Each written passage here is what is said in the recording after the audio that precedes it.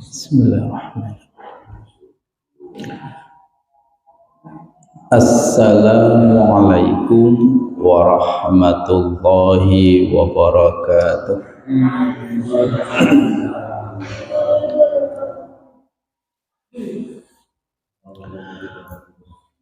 Bismillahirrahmanirrahim.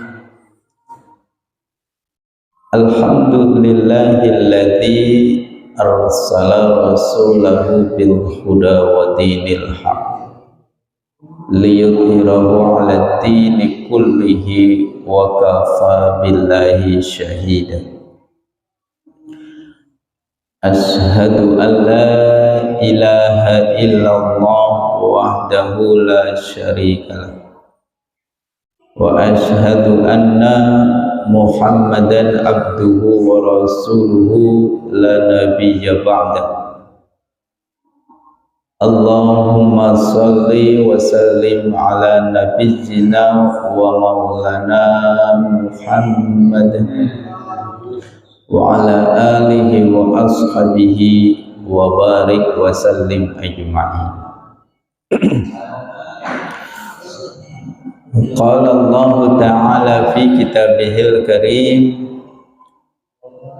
a'udzu billahi minasy syaithanir rajim. Bismillahirrahmanirrahim. Ya ayyuhalladzina amanu taqullaha haqqa tuqatih wa la tamutunna illa wa antum muslimun.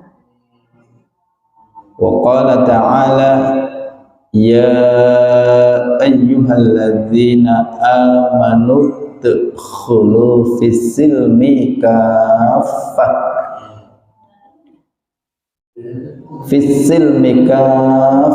wa la tattabi'u khutuwatis syaitan innahu lakum aduwwum mubin.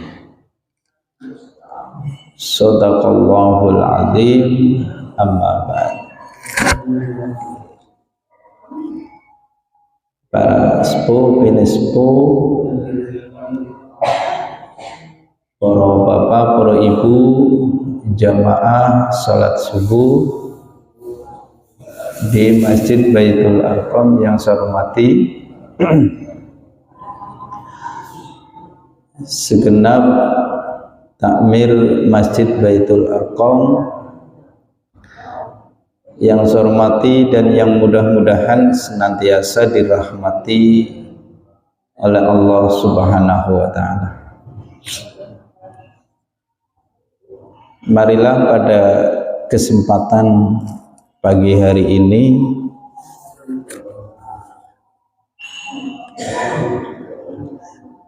Jumat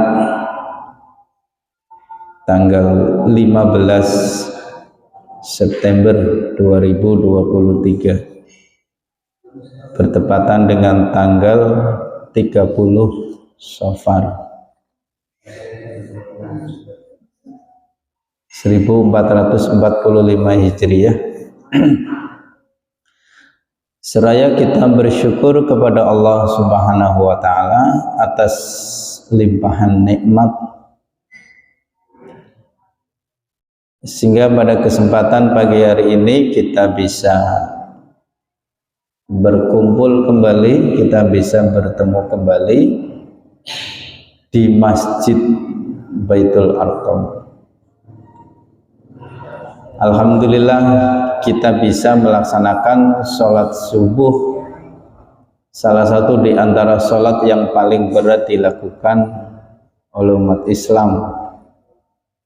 Namun kita bisa melaksanakannya dan mudah-mudahan rutin istiqomah.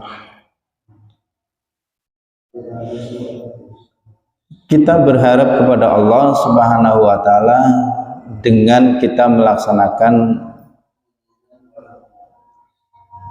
sholat subuh dilanjutkan dengan kajian Jumat pagi, mudah-mudahan keimanan dan ketakwaan kita itu akan senantiasa terus bertambah, terus meningkat. Salawat dan salam mari kita sampaikan kepada junjungan kita Nabi Muhammad sallallahu alaihi wasallam. Nabi yang kita tunggu, Nabi yang kita harapkan syafaatnya kelak di yaumil qiyamah. Bapak-bapak dan ibu-ibu jamaah rahimakumullah, hadani Allah wa iyyakum. Pada kesempatan pagi hari ini yang akan kita kaji bersama dan temanya adalah menjadi muslim yang kafah.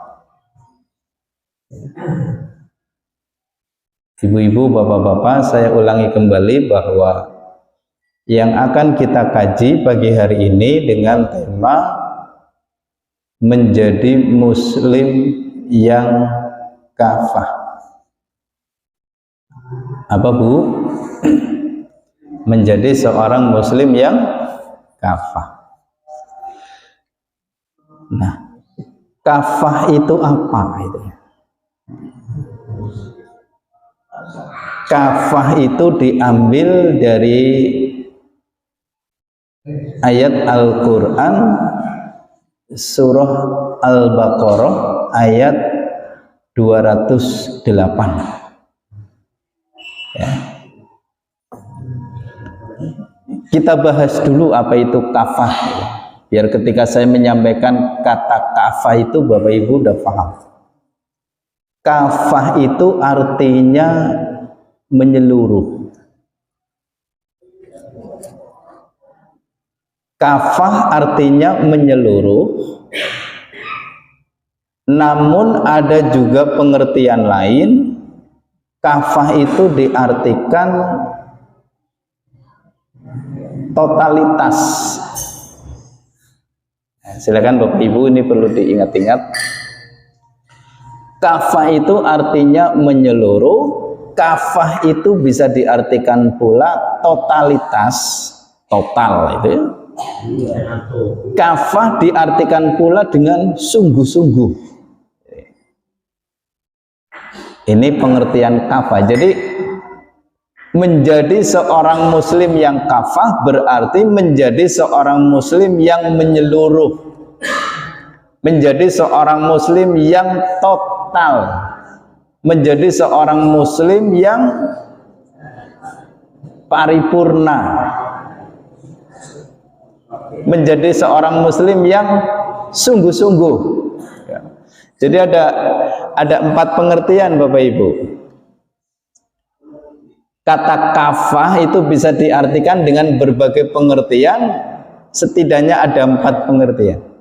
Menyeluruh, totalitas, sungguh-sungguh, paripurna. Itulah kafah. Dasar perintah menjadi seorang muslim yang kafah itu tadi sudah disampaikan, yaitu di dalam Al-Quran surah Al-Baqarah surat yang kedua ayat 208 dan masih di juz yang kedua. Ini lengkap ini ya, Al-Qur'annya surah kedua ayatnya 208, juznya masih juz yang kedua.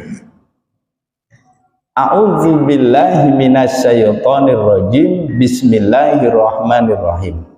Ya ayyuhalladzina amanu tudkhulu fis-silmi kafah. Bu, Bapak pernah mendengarkan ayat ini? Ya, pernah ya. Dan ayat ini agak sering dibaca insya Allah. Karena termasuk masih ayat-ayat di Al-Quran surah yang masih muda ya.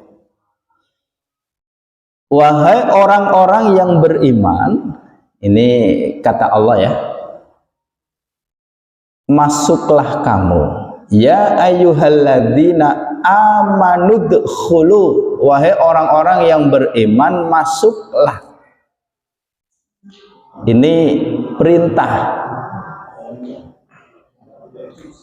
Masuklah kamu ke dalam Islam kafah, dengan menyeluruh. Kita bahas dulu dari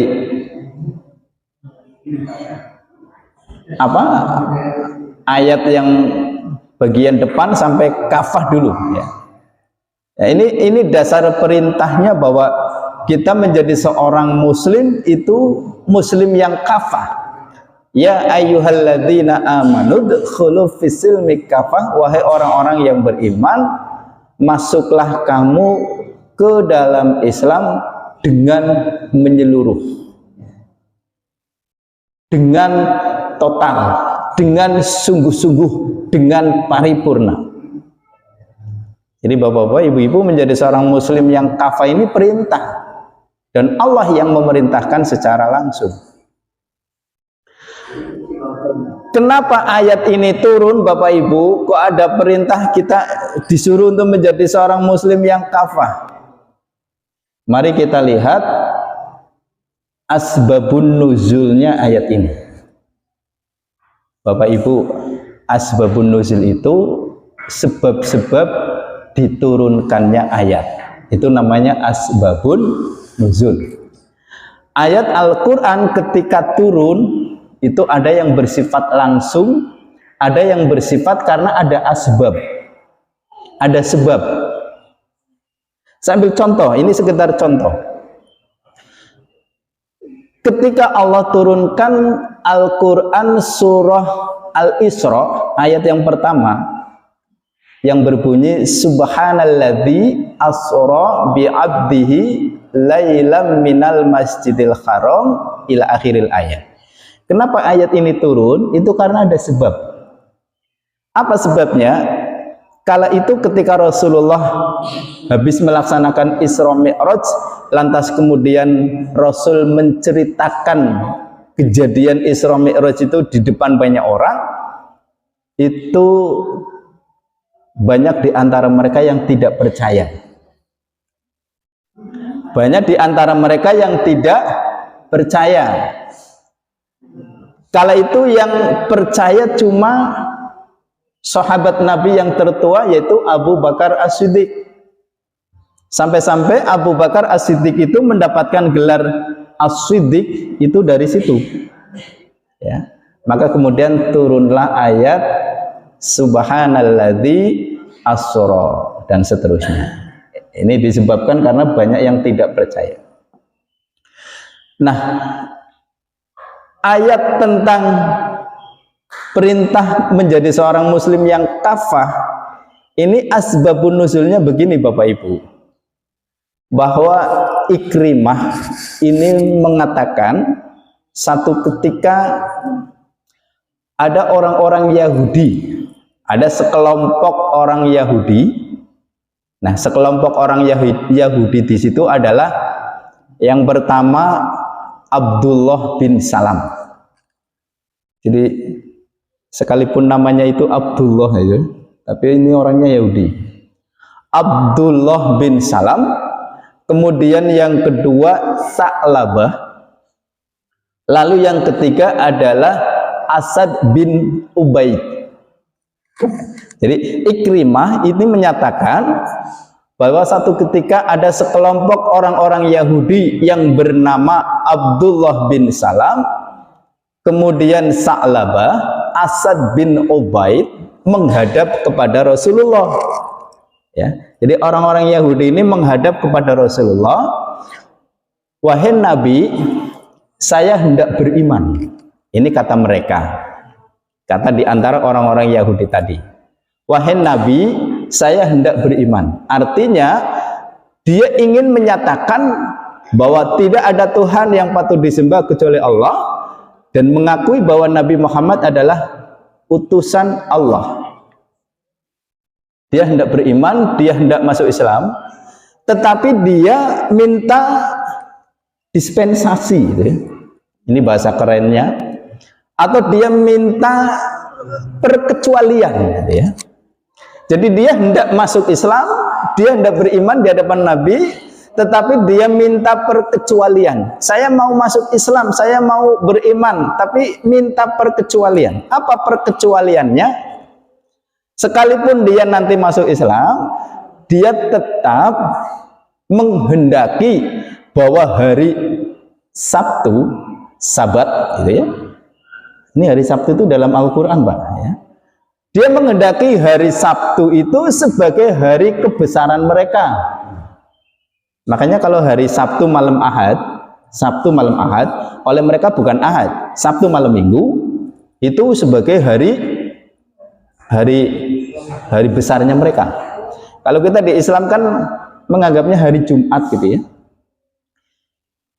Dia menghendaki bahwa hari Sabtu itu sebagai hari kebesaran mereka.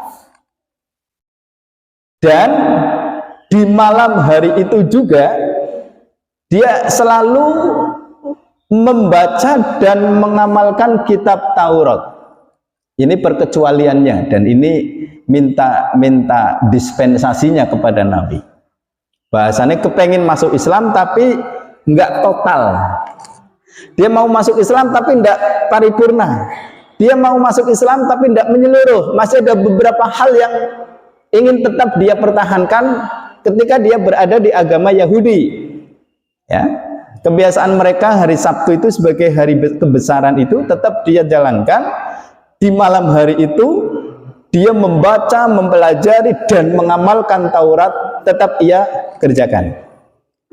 Ini asbabun nuzul ayat 208 Al-Baqarah. Maka kemudian Allah turunkan ayat ini. Wahai orang-orang yang beriman, masuklah kamu. Beriman yang dimaksud sudah akan mempercayai Tuhan Allah, mempercayai Rasul Allah, ya. Tetapi karena bersyarat dan minta perkecualian, maka kemudian Allah turunkan ya ayyuhalladzina amanu dkhulu fis-silmi kafah. Wahai orang-orang yang beriman, masuklah kamu ke dalam Islam itu dengan menyeluruh, jangan sebagian-sebagian. Hadis tentang asbabun nuzul ayat ini diriwayatkan oleh Ibnu Jarir. Bapak Ibu kan kalau mendengarkan perawi hadis kan ya Bukhari, Muslim, At-Tirmizi, Abu Dawud, ya, Al-Baihaqi, An-Nasa'i, gitu, Al-Hakim. Nah sekarang Ibnu Jarir. Ibnu Jarir ini adalah perawi hadis yang banyak meriwayatkan hadis tentang asbabun nuzulnya ayat. Silakan bapak-bapak, sekarang itu mushaf atau kitab suci Al-Quran yang ada di tangan-tangan kita ini, alhamdulillah sudah banyak dilengkapi dengan asbabun nuzul. Masalahnya kadang-kadang kita tidak mau baca itu, Pak.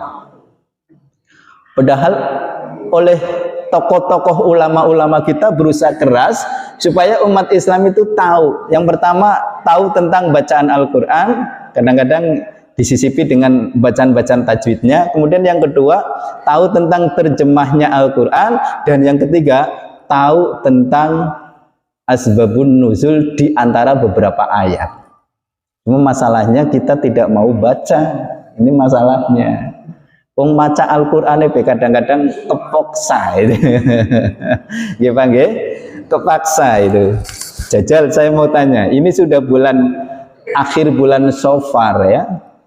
Syawal, Dzulqa'dah, Dzulhijjah, Muharram, Safar. Sudah 5 bulan kita meninggalkan Ramadan. Lalu kita baca Al-Qur'annya sudah berapa kali khatam? Ya ibu-ibu sing biasanya ya. Kita sudah berapa kali khatam membaca Al-Quran dari bulan Syawal kemarin sampai sekarang sudah akhir bulan Safar. Sudah berapa kali khatam? Ya. Ini Sudah Bapak Ibu, khatam tidak khatam itu urusan panjenengan, monggo digarap ya. Jadi saya mempelajari bahwa ternyata di dalam Al-Quran itu banyak tentang hadis-hadis asbabun nuzul itu diriwayatkan oleh Ibnu Jarir. Dan Ibnu Jarir ini salah satu perawi yang tidak begitu dikenal ya, karena memang lebih kebanyakan kepada persoalan asbabun nuzul ayat. Namanya Ibnu Jarir. Jadi kalau Bapak Ibu punya anak, punya cucu, dikasih nama Ibnu Jarir itu bagus ya, perawi hadis tentang turunnya ayat. Baiklah Bapak Ibu hadirin jamaah rahimakumullah. Lalu dari tentang perintah kafah ya, ini yang akan kita jabarkan ya, insya Allah akan kita jabarkan.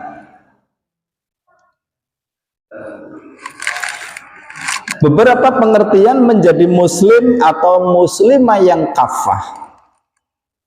Yang pertama, muslim yang kafah itu adalah seorang muslim yang mau meninggalkan. Tapi sebelum saya bahas ini, saya mohon maaf Bapak Ibu, sekali lagi mohon maaf karena nanti ini menyangkut tradisi, kebiasaan di tengah-tengah masyarakat kita.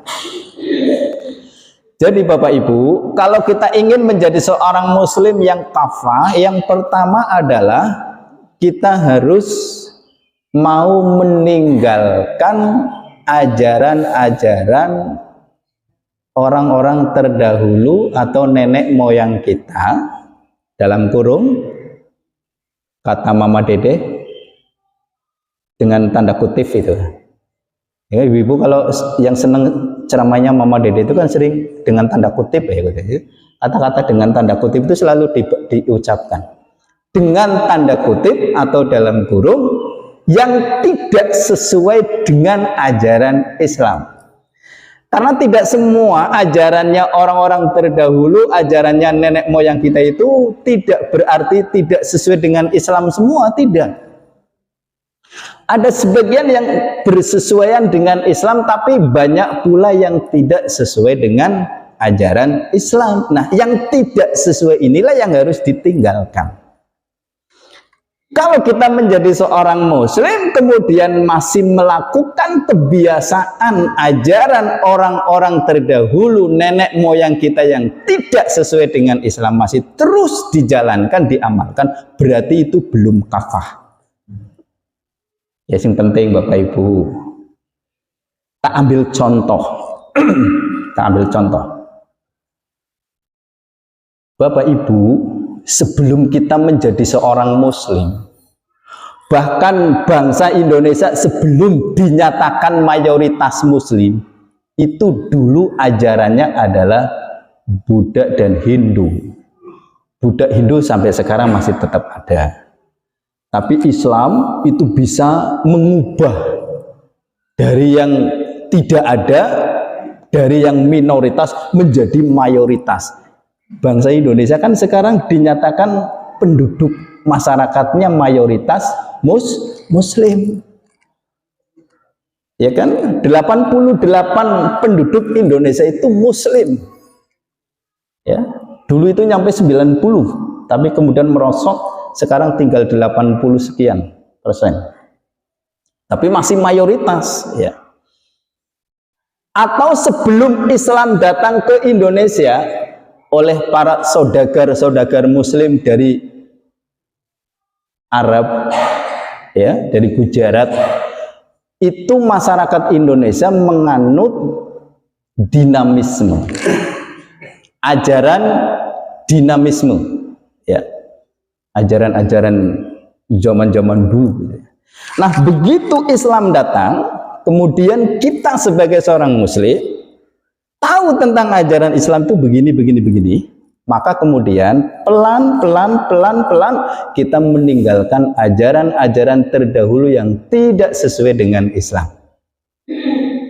Kalau kemudian kita sudah menyatakan kebenaran Islam, tapi masih melakukan ajaran-ajaran orang-orang terdahulu yang tidak sesuai dengan Islam itu, maka kita belum dinamakan Islam yang kafah. Dulu di zaman, kalau misalkan zaman kemarau panjang, itu rata-rata orang menghendaki turun hujan. Betul Bapak Ibu? Ya, betul ya. Nah, menurut Islam itu kalau pengen Allah turunkan hujan itu dengan cara apa? Islam mengajarkan kepada kita, kalau kepengin Allah turunkan hujan, ya, ini kalau sudah musim kemarau panjang, sudah saatnya hujan, kok belum juga hujan gitu ya. Maka Islam mengajarkan supaya kita melaksanakan sholat sunnah istisqa. Ini ajaran Islam. Nah, sebelum kita mengenal Islam atau sebelum Islam itu datang, orang-orang terdahulu itu punya kebiasaan kalau kepengin diturunkan hujan, ya, maka dia mengadakan acara yang dinamakan dengan barikan.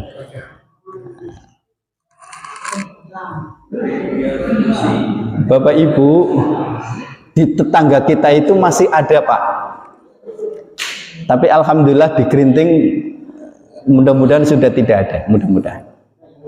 Di tetangga kita itu di desa Bangsri, saya pernah lewat, itu kok di makam ada tanggapan gitu loh. Lalu oleh masyarakat mengatakan itu lagi ada acara Mas, acara nopo Bu? Acara barikan. Jadi di makam itu ada kayak tanggapan, konon itu nanti Pak lebenya dimandiin, ya. Ini Pak Makbul yang orang dulu, ya, dulu pernah ngalami ya Pak Makbul ya, acara-acara barikan. Ini bukan ajaran Islam Bapak Ibu, ya. Ini bukan ajaran Islam. Kalau kemudian sekarang kita masih melakukannya, padahal kita sudah menjadi seorang muslim berpuluh-puluh tahun, sementara ajaran nabinya tak pernah dikerjakan, sholat istisqonya tidak pernah dikerjakan, justru yang dikerjakan hal-hal seperti itu, ini berarti belum kafah. Ya, kita ambil contoh yang lain. Ketika terjadi fenomena alam berupa gerhana matahari ataupun gerhana bulan, Islam itu mengajarkan kepada kita, ketika terjadi kedua gerhana tersebut, maka kita disuruh apa? Disuruh melaksanakan sholat sunnah.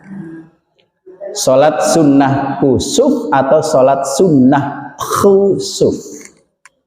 Itu ajaran Islamnya, ya. Nah, sebelum kita mengenal Islam, yang kita tahu di tengah masyarakat, ketika terjadi gerhana matahari ataupun bulan, terutama gerhana bulan, dan saya masih ingat betul, itu orang tua-tua kita nyuruh kita anak-anak kecil, bocah podo metu, bawa itu alat-alat dapur, panci, wajan, paso, dan lain sebagainya, lalu dibunyikan dan muter-muter ke jalan, ke desa.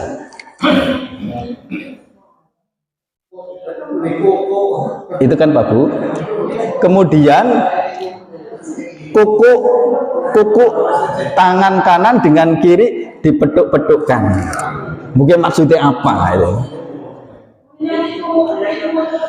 Lalu kalau di malam itu gerhana bulan, ada di antara ibu-ibu yang tengah hamil, nah, itu disuruh masuk ke kolom dipan, masuk longan. Kalau tidak itu dikerjakan, maka dikhawatirkan nanti ketika bayi lahirnya hidungnya bolong, telinganya bolong, dikhawatirkan nanti jari jemarinya tidak terpisah, ngempel bayi itu. Jadi terus yang punya kebun kelapa ataupun yang lain disuruh ditaburi awu. Ini dulu Bapak Ibu. Sudah. Monggo dicek kira-kira itu masih kita amalkan enggak? Kalau enggak berarti kita pelan-pelan ingin meninggalkan ajaran yang tidak bersesuaian dengan Islam. Contoh yang lain, Bapak Ibu, orang-orang terdahulu, nenek moyang kita itu sering mengajarkan kepada kita tentang sesaji. Bahasa gerintingnya sajen. Nyong angger ngomong masalah sesaji, sajen sebenarnya wis bosen. Mung bae memang ini perlu disampaikan. Wong pan hajatan tidak lepas dengan sajen. Karena apa? Karena angger hajatan kok dalai sajen, ana sajen sing gede ya ana sajen sing cilik-cilik dalan ning pojok-pojoke ngomah ya ana. Itu diyakini supaya sing jenenge setan tidak mengganggu kita. Karena wis disiapna makanannya, sudah disiapkan. Terus ketika mau panen padi atau mau nanam padi juga tidak lepas dari sajen. Jadi sesajian itu di mana-mana dan hampir di setiap orang mau punya hajat apa itu mesti ada. Mau bikin sumur, gali sumur ya sajen. Sampai macam-macam lah. Ini kalau dibahas bermacam-macam. Ya. Terus ketika menghendaki tangkapan ikan di laut itu melimpah ruah, maka jangan lupa di setiap tahunnya itu ada yang namanya sedekah laut. Mudah-mudahan di Gerinting sudah tidak ada, mudah-mudahan. Ya. Dengan sedekah laut mempersembahkan kepala kerbau itu dibuang sana dengan anggapan dipersembahkan untuk penguasa laut supaya para nelayan itu nanti diberi keselamatan. Nah, ini kan sudah melenceng Bapak Ibu, ya. Orang-orang yang berbuat seperti itu bukan tidak bertuhankan Allah, mereka itu bertuhankan Allah, mengakui Allah sebagai Tuhannya, tetapi di satu sisi mereka masih melakukan perilaku-perilaku yang seperti itu. Ini yang dinamakan dengan tidak kafah. Akal wis mlebu nang Islam, wis mengakui Islam, tapi si ganduli gitu. Si ganduli ajaran-ajaran di luar Islam. Ini harus diingatkan. Bapak Ibu, orang-orang kafir jahiliyah itu bukan berarti di antara mereka itu tidak ada yang percaya dengan Allah. Mereka juga percaya dengan Tuhannya Nabi Muhammad, Allah. Tetapi mereka itu masih ganduli kenceng tradisi adat istiadatnya orang-orang kafir dahulu. Sehingga mereka itu datang ke Ka'bah bukan untuk beribadah kepada Allah, tetapi mereka datang ke Ka'bah untuk mempersajikan persajian. Jadi Ka'bah itu dulu Bapak Ibu penuh dengan sajen-sajen. Ya. Kata mereka, kenapa mereka melakukan hal demikian? Karena dianggap sebagai yuqarribuna zulfa. Apa Bu? Yuqarribuna zulfa, sebagai media pendekatan kepada sang penguasa. Itu namanya yuqarribuna zulfa. Nah, itu contoh. Nah, sudah. Bapak Ibu, anak ketika lahir. Nah, ini anak ketika lahir. Menurut Islam, anak ketika itu lahir maka dibersihkan, kemudian diusaplah langit-langit mulutnya itu dengan kurma. Mungkin Bapak Ibu pada ngamal napora. Ya. Setelah itu lalu didoakan. Ya. Perihal tentang bayi lahir pun Islam mengajarkan. Ya. Setelah dibersihkan, setelah bayi itu dirasa rapi, maka kemudian didoakan. Apa doanya Bapak Ibu? A'udzu bikalimatillahit tammah min kulli syaitani wa hammah wa min kulli ainil lammah. Bahkan ada doa yang lain, u'idzukuma. Kalau tadi a'udzu bikalimatillahit tammah, kalau ini u'idzukuma bikalimatillahi tammah, maknanya sama. Bayi ketika lahir pun Islam tandang, maksudnya Islam mengajarkan caranya begini loh ketika bayi itu lahir. Apa yang diajarkan oleh Islam, ibu bapak, ini diajarkan semenjak Nabiullah Ibrahim. Nabiullah Ibrahim ketika putranya lahir, soko ibunya Siti Hajar, Ismail. Begitupun ketika Ishak lahir oleh Nabi Ibrahim, didoakan dengan doa tadi. Lalu doa tersebut terus sampai kepada Nabi Muhammad SAW ketika cucu beliau lahir, Hasan dan Husain. A'udzu bikalimatillahi tammah min kulli syaitani wa hammah wa min kulli ainil lammah. Ini yang masyhur, ini yang sahih. Tapi kebanyakan di antara kita, walaupun itu masih mending, ya saya katakan masih mending, itu bayi lahir diadzani dan diqomati. Ini masih mending Bapak Ibu. Tetapi betapapun masih mending, mohon maaf, oleh saya lebih mengamalkan kepada a'udzu bikalimatillahi tammah. Salah satu ulama ahli hadis namanya Al-Imam Asyuyuti itu mengkoreksi tentang hadis adzan dan qomat pada bayi yang baru lahir, itu dinyatakan dhaif. Apa maning wong mati diadzani, langkah dhaif aja. Wong bayi lahir diadzani baik oleh Imam Asyuyuti, ulama yang dikenal ahli hadis, itu dinyatakan dhaif. Apalagi orang yang meninggal dunia ketika mau dikubur diadzani, diqomati, dhaif pun tidak kita jumpai. Mohon maaf ini. Paham Bapak Ibu? Ke Islam.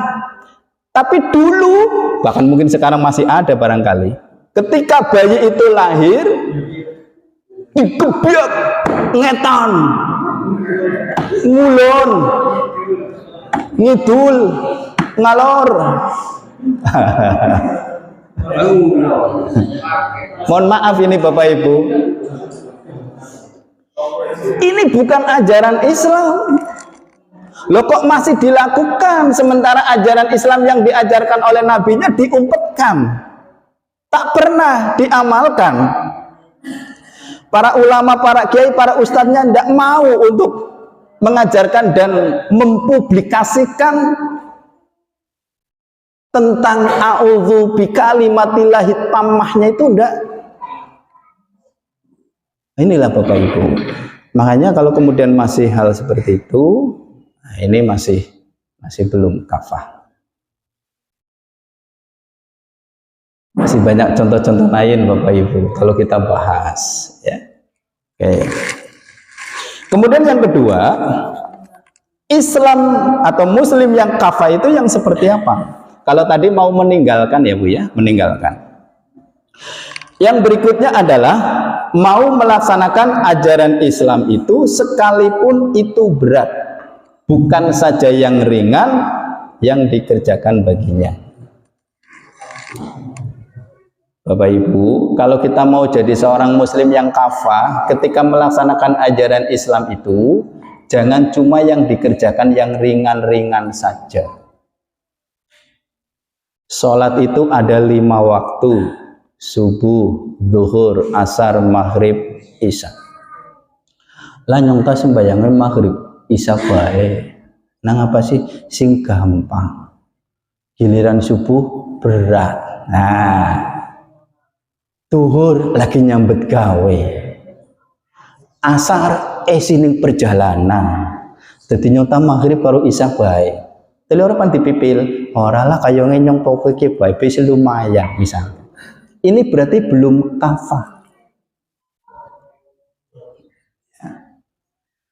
Ada orang sudah sholat, Bu, sholat ning omah karo sholat jamaah ning masjid mushola gampang endi? Gampang sing ning omah. Padahal berjamaah itu bagian dari perintah agama. Dia ndak mau sholat jamaah. Misalnya nyontas yang penting sholat ini mau baik. Mohon maaf, ini bukan orang-orang yang lagi sakit atau orang-orang yang punya keterbatasan tertentu ya Bu ya. Ini kita lagi bicaranya secara keumuman. Ana wong sembayang pengennya ning omah baik, mong marek masjid mushola. Munine apa? Ribet hari paning masjid mushola, susah ini susah itu. Ngomah tadi gampang. Ini berarti melaksanakan ajaran Islam dicari yang gampang-gampang saja. Bu, wong ketika dalam safar itu perjalanan. Sholat dalam perjalanan dengan sholat di rumah lebih gampang mana? Lebih gampang ketika berada di rumah daripada ketika dia perjalanan. Ketika berada di rumah dia sholat, tapi ketika dalam ada perjalanan, kan gani orang sembahyang, iya sungkan kayak ngeribet. Ini ribet. Orang yang sakit dengan orang yang sehat, sholatnya gampang mana Bu? Gampang yang sehat. Tapi ketika dia sakit, tetap harus melaksanakan sholat, tapi tidak ia tunaikan. Tidak wudu harus diganti dengan tayamum. Kenapa Anda tidak sholat? Iya, lek sakit, ayo ngeribet, anak tayamum menapa yang boleh ngerti misalkan. Jadi Bapak Ibu melaksanakan ibadah cuma dicari yang gampang-gampang, yang ringan-ringan. Ini berarti belum kafah.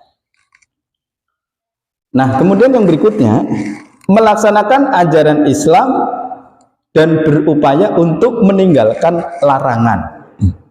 Jadi ibu-ibu, bapak-bapak anggar kepengen dadi wong muslim sing kafah, sing bener-bener, kue aja mung gelem melaksanakan perintah Allah sementara larangan Allahnya ndak diperhatikan. Mulane ana wong akale ibadah kendeng tapi larangannya masih tetap dijalankan baginya. Ini juga belum kafah. Belum kafah. Nah, kemudian yang berikutnya lagi, melaksanakan ajaran Islam tanpa membedakan waktu, ruang, dan tempat. Sebab ana wong ketika berada di masjid dia kelihatan beriman, ketika berkumpul-kumpul dengan orang-orang yang beriman dia beriman, tapi ketika berada di tempat lain, ya, mohon maaf, misalnya Bapak Ibu ketika anak ning grinting ta ya ibadah mantep, tapi ketika dadi wong perantau misalnya wartegan apa merantau nang endi kon ganing mien persatu lagi nang grinting sembayangnya aktif kok barang wartegan dadi iya ya bang anu ini itu dan sebagainya itu ya alasannya. Ini berarti tidak kafah ya Bapak Ibu. Jadi nalika anak nang grinting tak salate kendeng mantep, tapi ketika berada di perantauan mbuh dadi warteg, mbuh dadi apa, terus dadak salate ditinggal. Ini berarti tidak kafah. Karena apa? Dia mau melaksanakan sholat hanya ketika berada di tempat dia sendiri.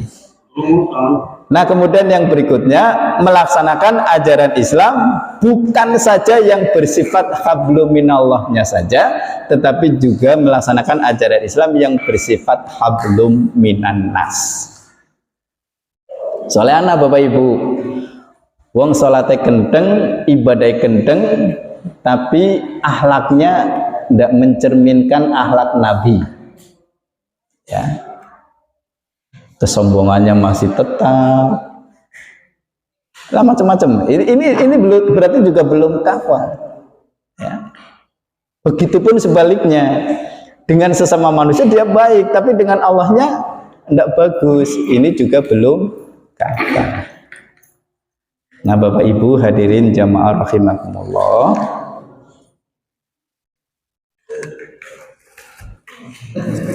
Soalnya jam sananya nggak beres Bapak Ibu. Jadi saya harus nengok. Nah sekarang perlu saya sampaikan ini supaya utuh ya, kabar gembira bagi orang muslim yang kafah. Tadi saya sudah bicara banyak tentang muslim yang kafah itu yang seperti apa. Nah sekarang kabar gembiranya, Bapak Ibu, kabar gembira tentang orang muslim yang kafah itu langsung dari Nabi yang disampaikan oleh Allah Subhanahu wa taala di dalam Al-Qur'an surah Al-Fat, surah yang ke-48 ayat ke-9 juz yang ke-26. Inna arsalnaka syahidaw wa mubassiraw wa nadhira. Sungguh aku utus engkau Muhammad untuk menjadi saksi, pembawa berita gembira dan memberikan peringatan-peringatan. Jadi yang membawa berita gembira untuk orang-orang yang beriman, untuk orang-orang yang Islam kafah itu bukan siapa-siapa kecuali Rasulullah dari Allah. Jelas Bapak Ibu? Ya. Bapak Ibu, angger nerima berita ke wong apik, ke wong setengah apik, ke wong wala-wala. Wala-wala. Kira-kira Bapak Ibu lebih percaya kepada wong sing wala-wala, apa wong sing setengah-setengah, apa wong sing wis dinilai cukup bagus? Kira-kira lebih percaya mana? Wala-wala. Ya, begitupun kita bisa menilai siapa yang membawa berita gembira, Rasulullah. Berarti kita wajib hukumnya untuk percaya. Orang yang beriman, orang yang istiqomah, orang yang Islamnya kafah, kelak akan diturunkan kepadanya itu malaikat. Dan malaikat itu kan mengatakan, janganlah engkau merasa takut dan bersedih hati. Quran surah Fusilat ayat surah yang ke-41 ayat 30 juz yang ke-24. Innalladzina qalu rabbunallahu tsumastaqamu tatanazzalu alaihimul malaikatu alla taqafu wa la tahzanu wa absiru bil jannatil lati kuntum tu'adun. Ayat ini Bapak Ibu saya tertarik ketika ngaji dengan beliau Pak Kiai Haji Munawir, terus saya genggam terus. Ini kelihatannya lebih ya. Jadi kata Allah, sungguh orang yang telah menyatakan dirinya beriman kepada Allah, kemudian ia meneguhkan istiqomah, kafah, maka Allah akan turunkan baginya malaikat. Dan malaikat itu akan ngeneng-ngeneng kita dengan mengatakan, jangan engkau merasa takut, janganlah engkau merasa bersedih hati. Dan Allah akan janjikan kepadanya surga seperti yang Allah janjikan. Ini Bapak Ibu, ini kabar gembiranya begitu. Kemudian yang berikutnya, orang yang beriman, orang yang bertakwa dijanjikan oleh Allah masuk ke dalam surga. Jadi Bapak Ibu kalau jadi orang muslim yang kafah, insya Allah dijanjikan Allah masuk surga. Wasari'u ila maghfiratim mir rabbikum wa jannatin arduhas samawati wal ard uiddat lil muttaqin. Dan bersegeralah meraih ampunan Allah, surganya Allah yang luasnya seluas langit dan bumi, diperuntukkan bagi orang-orang yang bertakwa. Ibu bapak pengen masuk surga?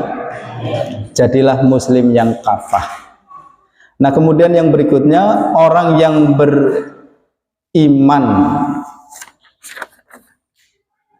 dan menjadi Islam yang kafah itu akan senantiasa dilindungi oleh Allah. Dilindungi oleh Allah. Seperti halnya 9 keuntungan bagi orang yang bisa menjaga sholat subuh. Salah satu diantaranya adalah akan dilindungi oleh Allah dan akan senantiasa difasilitasi oleh Allah Subhanahu wa ta'ala. Demikianlah Bapak Ibu yang dapat saya sampaikan pada kajian pagi hari ini dengan tema menjadi seorang muslim yang kafah. Insya Allah nanti Jumat mendatang kita cari kajian yang lain, kita cari tema yang lain. Nah Bapak Ibu, sebelumnya saya izin untuk menyampaikan, kok tumben-tumben temen anak sarapan, anak biji tasbih, apa kipan golawo? Enggak gitu.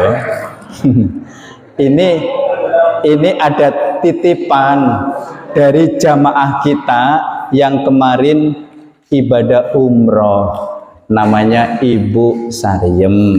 Itu kasih kepada Mas Zainal, kenyong titip go masjid, monggo nanti dibagikan ke jamaah. Jadi tak bagikan ini jamaah pengajian Jumat pagi. Walaupun saya ki wong baca tasbih nganggone ngono ya Pak Bu ya. Ya. Tapi ya isi ake sing nganggo kaya kiye. Ora apa-apa monggo. Ini oleh-oleh kenang-kenangan dari Ibu Sariem yang kemarin berangkat umroh. Ibu Sariem dengan Ibu Carini ya. Ibu Carini Bapak Kalur atau Bapak Kaliri. Demikian mari kita akhiri dengan membaca doa subhanallah wa bihamdika asyhadu alla ilaha illa anta astaghfiruka wa atubu ilaik. Lebih dan kurangnya mohon maaf. Saya akhiri wabillahi taufik wal hidayah. Wassalamualaikum warahmatullahi wabarakatuh.